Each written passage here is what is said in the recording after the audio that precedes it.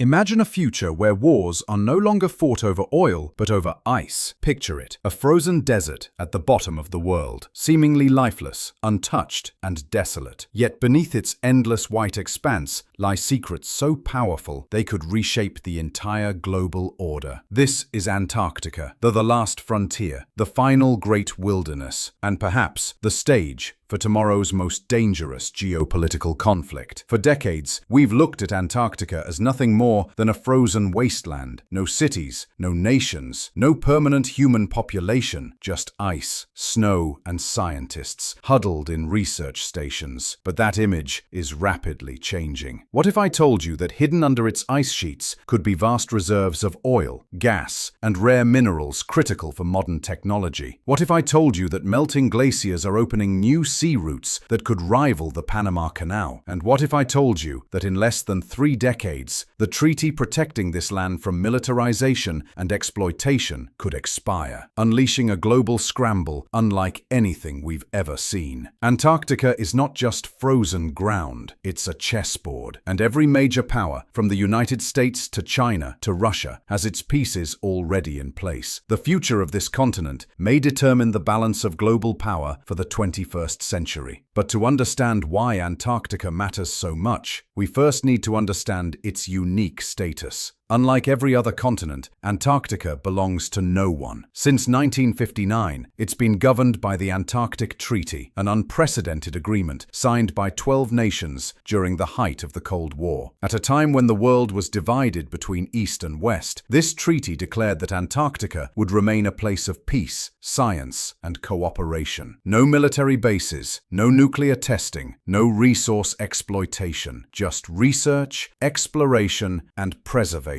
Today, that treaty has grown to include over 50 signatories, but the world of 1959 is not the world of today. Back then, no one was seriously thinking about oil rigs under the ice, or rare earth metals for smartphones, or new shipping lanes carved by melting glaciers. Back then, Antarctica was simply too far, too cold, and too harsh to matter. But the planet is warming, technology is advancing, and suddenly, this frozen wasteland is looking less like a barren wilderness and more like a treasure chest waiting to be opened. The question is, who holds the key, and what happens when the lock is broken? Antarctica is unlike any other place on Earth. It is the coldest, driest, and windiest continent, with temperatures that can plunge below -80 degrees Celsius and winds that scream across the ice at hurricane force. Nearly 98% of its surface is covered by ice, holding about 70% of the planet's fresh water. If all that ice were to melt, sea levels would rise by more than 60 meters, flooding coastal cities across the globe. This isn't just another frozen landmass. Antarctica is one of the most important stabilizers of Earth's climate system. The ice sheets act like massive mirrors, reflecting sunlight back into space and keeping global temperatures in check. Its frozen glaciers also act as giant time capsules, preserving atmospheric records going back hundreds of thousands of years. Scientists drilling deep into the ice can literally read the history of Earth's climate, tracing volcanic eruptions, shifts in greenhouse gases, and even ancient air trapped in bubbles. Without Antarctica, we wouldn't just lose ice, we'd lose the very record of how our planet has changed and evolved. And this is exactly why the Antarctic Treaty was revolutionary. Signed in 1959 by 12 nations, including the United States and the Soviet Union, bitter rivals in the Cold War, it froze all territorial claims. Countries like Argentina, Chile, Britain, Norway, and Australia all had historical claims on slices of Antarctica. But the treaty declared that those claims would be set aside. Instead, the continent would belong to no one, open to all for peaceful scientific exploration. It was a rare moment of cooperation in an otherwise divided world. Military activity was banned. Nuclear testing was banned. Even the disposal of radioactive waste was banned. Antarctica was to be a natural reserve, a laboratory for science, and nothing more. And for decades, this agreement worked. Researchers studied penguin colonies, probed the mysteries of deep ice, and tracked the delicate ecosystems along the coastlines. But treaties don't last forever. The Antarctic Treaty itself does not have an end date, but its key environmental protections, particularly the Madrid Protocol, which bans all commercial resource extraction, will come up for review in 2048. That's barely 2 decades away, and already whispers are growing louder. Some nations quietly argue that with new technology, mining under the ice is becoming more feasible. Others hint that as the climate warms and sea routes shift, Antarctica's location will become too strategically valuable to ignore. And it's not just about oil or gas. Beneath Antarctica's frozen ground may lie rare earth metals, the kind used in smartphones, electric cars, and advanced weaponry. In a world increasingly dependent on these materials, any country with access to them would hold enormous leverage. So while Antarctica remains a place of peace today, its future looks far more uncertain. And when nations see untapped wealth lying beneath the ice, history tells us they rarely leave it untouched. When you look at a map of Antarctica, it may seem like a vast, empty wasteland, untouched, pristine, and isolated. But in reality, this icy desert is already one of the most hotly contested pieces of land on Earth. 7 nations have laid overlapping claims to chunks of Antarctica: Argentina, Chile, the United Kingdom, Australia, New Zealand, Norway, and France. Their claims often overlap. For example, Argentina, Chile, and Britain all claim the same slice of the Antarctic Peninsula. On paper, these claims have been frozen by the treaty, but in practice, each country still builds research stations on its territory, flying its flag high, as if to say, we may not own this yet, but we haven't forgotten it. Then, there are the major powers that never officially claimed land, but keep a watchful eye: the United States, Russia, and increasingly, China. America maintains some of the largest research facilities on the continent, including the famous McMurdo Station. Russia operates multiple outposts, and many analysts believe their presence is as much about geopolitics as it is about science. And China, once barely present in Antarctic affairs, now operates 5 research bases and has announced plans for more. Critics argue that these bases are positioned strategically, close to potential mineral-rich regions. Why this sudden interest? Because Antarctica isn't just frozen rock. It may hold enormous, untapped reserves of oil, natural gas, and especially rare earth elements, resources critical for modern economies. Satellite surveys and seismic studies suggest that what lies under the ice could rival some of the richest deposits in the world. And unlike the Arctic, which is already heavily developed and militarized, Antarctica is the last frontier, untouched, but not for long. But it's not only about resources. Control of Antarctica also means control of the Southern Ocean, one of the richest fishing grounds left on Earth. It also means influence over global shipping routes, as warming seas make Antarctic waters more navigable. In a future of rising seas, there's a date that keeps world leaders, scientists, and corporations awake at night: the year 2048. Why? Because that's when the Antarctic Treaty's mining ban comes up for review. Right now, no country is allowed to drill, mine, or exploit Antarctica's natural resources. But treaties are only as strong as the nations that uphold them. By 2048, global demand for resources, oil, gas, rare earths, and even fresh water, could be far higher than it is today. The temptation to unlock Antarctica's buried wealth may prove irresistible. Picture it: a world where technology runs on rare earth metals, where energy demands keep climbing, and where climate change makes other sources harder to access. Suddenly, the ice sheets of Antarctica look less like a frozen desert and more like a glittering vault, the last unopened bank of natural riches. Some experts warn that 2048 could trigger a new gold rush. Nations might reinterpret the treaty, withdraw from it, or create secret deals to exploit resources under the guise of research. Others imagine private corporations leading the charge, lobbying governments to stake claims, arguing that humanity needs these resources to survive. And with nations like China, Russia, and the US already invested heavily in Antarctic infrastructure, the pieces are being set on the board. But the stakes go far beyond economics. Antarctica is also the planet's thermostat. Its massive ice sheets help regulate Earth's climate, reflecting sunlight and keeping oceans cool. Disturbing this system by drilling, mining, or industrializing the continent could unleash consequences we can't fully predict. Imagine rising seas swallowing coastal cities, collapsing ecosystems, and billions of people displaced. The battle for Antarctica wouldn't just reshape geopolitics, it could reshape the entire planet's future. Of course, there is another path. Some argue that Antarctica could become a model for cooperation, a place where humanity resists the urge for conquest and exploitation. Expanding the treaty, strengthening global protections, and treating the continent as a common heritage of all humankind could prevent disaster. But given history, that may be wishful thinking. Every empire has sought new frontiers, and Antarctica is the last great frontier left.